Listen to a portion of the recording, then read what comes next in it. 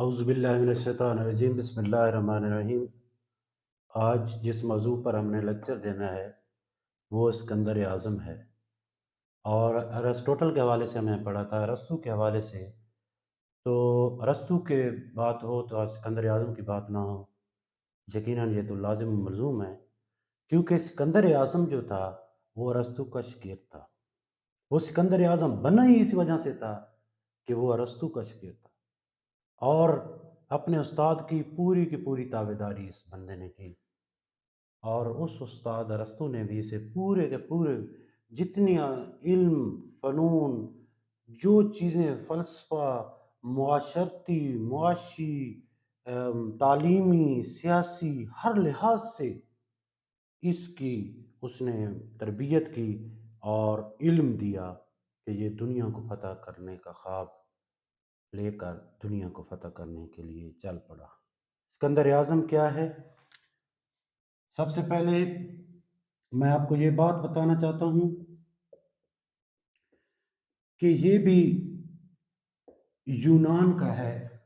یونان کی ایک ریاست ہے مقدونیہ۔ مقدونیہ میں یہ پیدا ہوتا ہے، اور اسکندر اعظم کو غریب آدمی نہیں تھا، بادشاہ کا بیٹا تھا۔ تو مقدونیہ میں یہ 356 عیسوی کی بات ہے، حضرت عیسیٰ علیہ السلام کی پیدائش سے 356 سال پہلے کی بات ہے جب یہ پیدا ہوتا ہے، اور 322 عیسوی میں یہ فوت ہو جاتا ہے۔ تو جب یہ اقتدار کو سنبھالتا ہے اسکندر اعظم تو اس کی عمر 20 سال ہوتی ہے۔ ارسطو اس کو ہر قسم کے فنون سکھا دیتا ہے، اس کا استاد، اور اس کے ذہن میں آتا ہے کہ میں نے دنیا کو فتح کرنا ہے، اور دنیا کو فتح کرنے کے لیے یہ فوج لے کر پہلے یونان کو فتح کرتا ہے، یونان کے بعد مصر اور یہ سارے علاقے فتح کرتا کرتا آخر کار یہ یہاں پر فارس آ جاتا ہے۔ فارس کا جو علاقہ ہے اس کو موجودہ ایران کہتے ہیں۔ یہاں پر یہ موجودہ ایران، یہ فارس کا علاقہ ہے، یہاں پر دارا کی حکومت تھی۔ دارا کو شکست دینا بھی بڑا مشکل تھا، لیکن یہ اس کے پاس فوج زیادہ تھی اور اس کے پاس حکمت عملی تھی، اور اس نے دارا کو شکست دی۔ دارا بھاگا، لیکن پھر بھی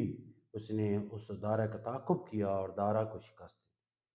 یہ جو فارس تھا ایران، اس کو ہندوستان کی سپورٹ حاصل تھی۔ اب سکندر اعظم دریائے سندھ عبور کر کے آ گیا، ٹیکسلا کے مقام پر جب آتا ہے تو سکندر اعظم کو کوئی کسی قسم کی مزاحمت کا سامنا نہیں کرنا پڑتا، اور پھر اپنی فوجوں کو یہاں سے آگے لے جانے کا عزم کرتا ہے، مشرق تک پہنچنا چاہتا ہے تاکہ میں پوری دنیا کو فتح کر لوں۔ یہ اس کا جنون تھا، نوجوان تھا، ینگ تھا، فوج بھی تھی۔ تو وہاں پر جب دریا جیلم کے کنارے جاتا ہے تو یہ راجہ پورس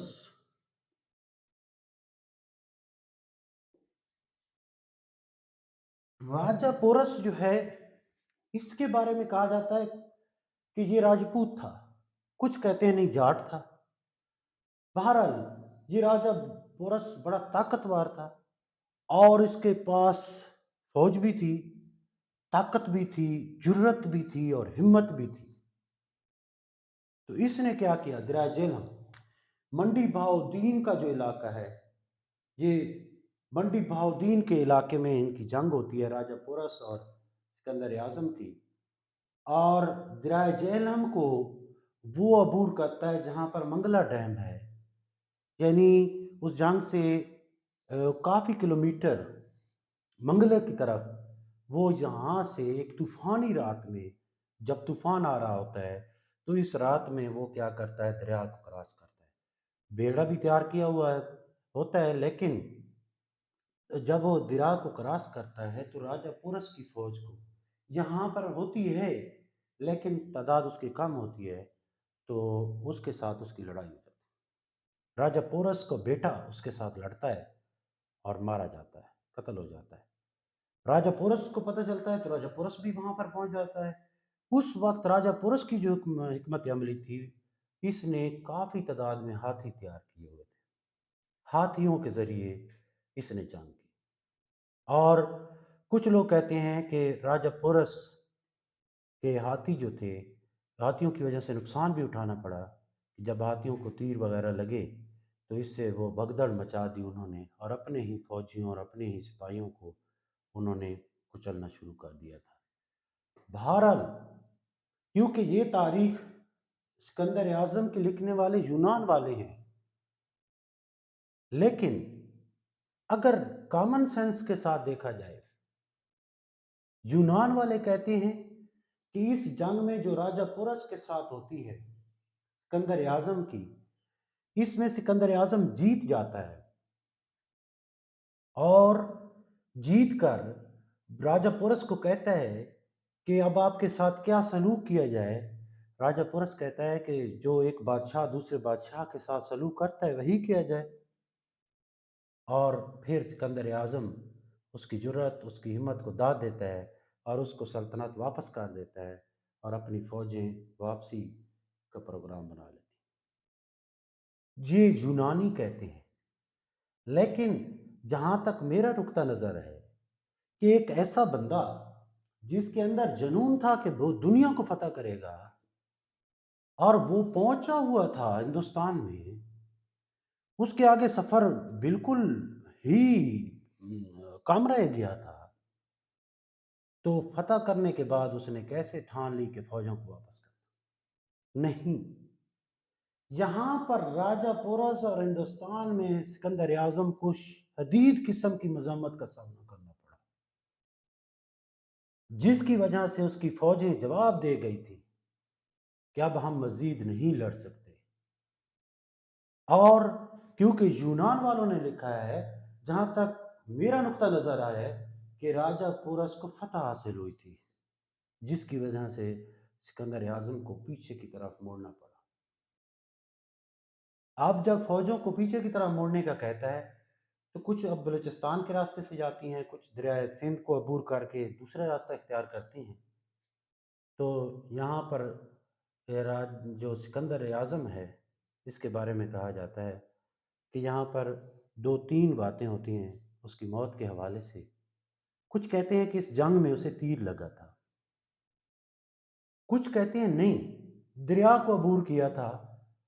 اور شدید سردی تھی، اور اس وجہ سے اسے ٹائیفائڈ ہو گیا تھا، اور اسی بیماری میں وہ فوت ہو گیا۔ کچھ کہتے ہیں نہیں، اس نے فارس کی جو شہزادیاں تھیں ان کے میں سے کسی ایک کے ساتھ شادی بھی کر لی تھی، اور شادی کرنے کے بعد اس شہزادی نے اس کے بادشاہ اور اس کے جو خاندان کو اس نے نقصان پہنچایا تھا سکندر اعظم، اس کا بدلہ لے لیا اور اسے زہر دے دیا۔ بہرحال، زیادہ تر جو متفق ہیں وہ اس بات پر متفق ہیں کہ یہ دریا کو عبور کیا اور اس سے ٹائیفائڈ ہوا، بیمار ہو گیا، اور جب یہ ایام اس کے آئے تو عراق کے علاقے میں آ کر وہ فوت ہو جاتا ہے۔ اس کی خواہش تھی کہ اپنے علاقے میں پہنچ جاؤں، لیکن عراق کے علاقے میں آ کر فوت ہو جاتا ہے۔ تو جب ایک اور بات بھی سکندر کے حوالے سے ہے کہ سکندر اعظم جب یہاں پر آیا تھا ہندوستان کے اندر، افغانستان، یہ جو ایریا ہمارا، یہ ایریا پورا آ گیا فارس، اور اس کے آگے جو ایریا ہندوستان کا آیا، تو یہاں پر اسے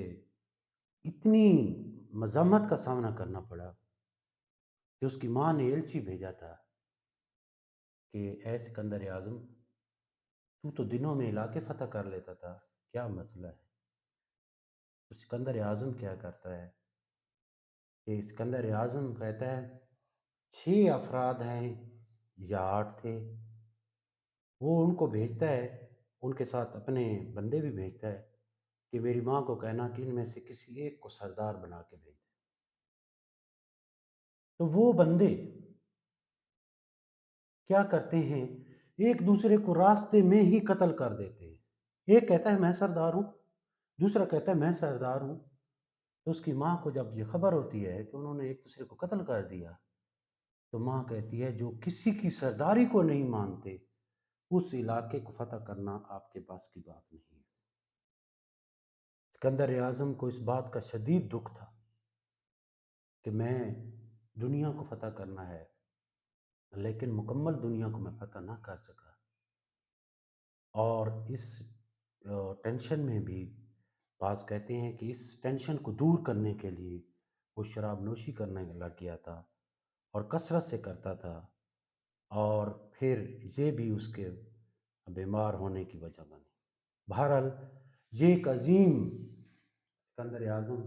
ایک عظیم بادشاہ گزرا ہے، اس کا مختصر سا یہ تعارف تھا کہ وہ کیسے آیا اور کیسے اس نے دنیا کو فتح کیا۔ اور پھر اس کی تربیت کرنے والا ارسطو، اگر ارسطو پیدا نہ ہوتا تو یہ سکندر اعظم بھی نہ آتا،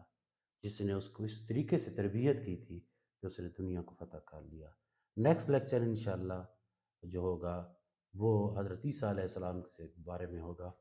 کیونکہ یہ حضرت عیسیٰ علیہ السلام سے پہلے والے ہیں، اور پھر حضرت عیسیٰ علیہ السلام کا دور ہے، اس کے حوالے سے ہوگا۔ تھینکس۔